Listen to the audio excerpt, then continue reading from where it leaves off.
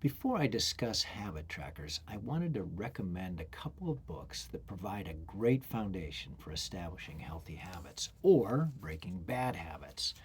One book is Atomic Habits by James Clear, and the other is Tiny Habits by BJ Fogg.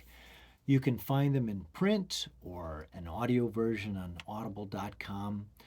Atomic Habits is even available in Spanish, but I have to warn you that the Spanish translation may obscure some of the main concepts a bit compared to the original.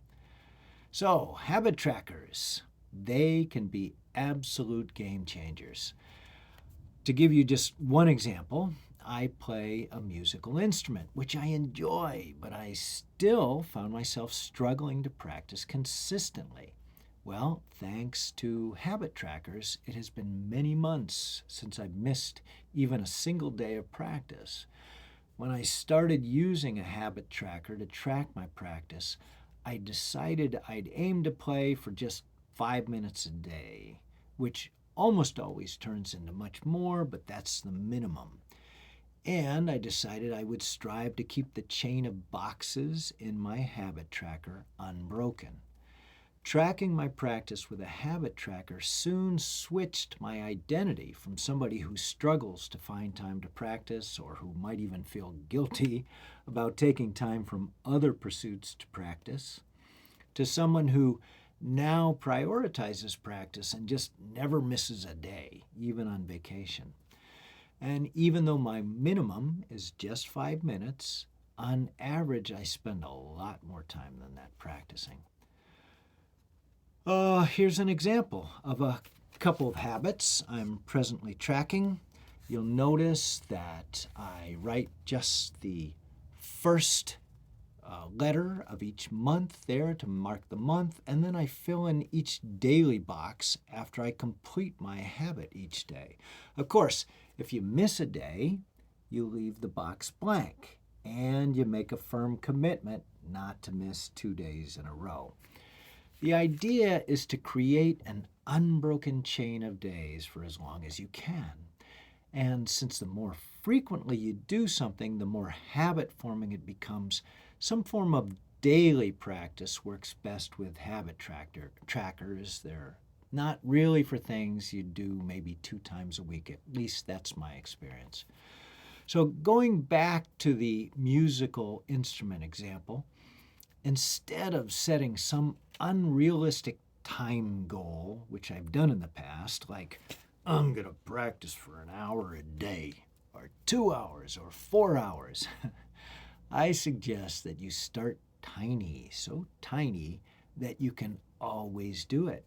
Even if you remember your new habit just 5 minutes before bedtime, like I sometimes did. Put all your focus on building the habit first before you start worrying about how long you are practicing each day. Also, think about how you can make your new habit as easy and as foolproof as possible. Starting small and focusing on building the habit instead of the amount of time you spend on it can yield huge dividends in the long run, whereas starting out too big, too fast, will often lead to burnout. Let's say you set an ambitious new practice goal of an hour a day, and then you go to the movies with your family and get home right before bed. All of a sudden, you remember the new habit you're tracking and you say, "Oh no, I gotta practice for an hour and I'll miss sleep and I'll feel terrible tomorrow at work." This, of course, is not so realistic. So your ambitious new habit lasts about a week before you're back to practicing now and then, or not at all. Instead, commit to practicing for just 5 minutes a day, or even 2 minutes. Make it so easy that you almost can't fail. Besides, the truth is, once you get started practicing, you'll often find that you want to continue a bit more and sometimes a lot more. Just remember, building the habit is more important at this point than that 5 minutes of practice.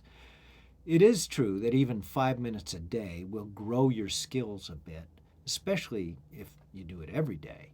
But the most important thing is that you are growing a habit, and when it matures, it will serve you for years to come, growing into something beneficial for your life. It's like investing a little money each day. Your money will eventually multiply over time if you just stick with it. If you're someone, here's another example. If you're someone who doesn't exercise, try something simple like tracking just 5 minutes a day of walking outside or on a treadmill. I wouldn't be surprised if this one simple goal eventually turns into a lot more, with one little healthy habit spawning others until your life has significantly changed for the better.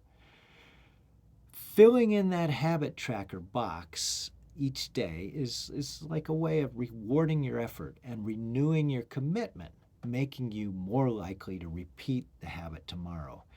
You simply don't want to break that chain. Getting back to the musical instrument example, eventually the average time spent practicing will grow on its own.